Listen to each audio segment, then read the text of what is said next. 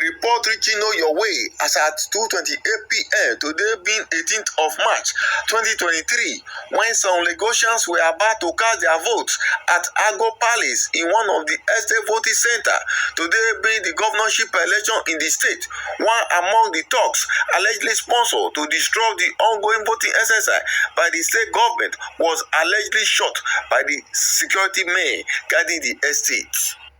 Police shot one of them. Our estate police shot one of them. Look at people in the estate. They're coming out to fight their dog. Oh yeah, pursue them, pursue them! Pursue them, see them, pursue them! Oh yeah, yeah, yeah! Oh yeah, pursue them with the dog, pursue them! Pursue them! Keep going! Pursue them with the dog! Pursue them with the dog, pursue them with the dog!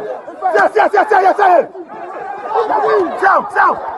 No, no, no, no, no, no, no, no, no, no, no, no, no, hey, hey! Hey, hey, no, no, no! Oh yeah! Get out! Go outside! Go outside! Go outside! Go outside!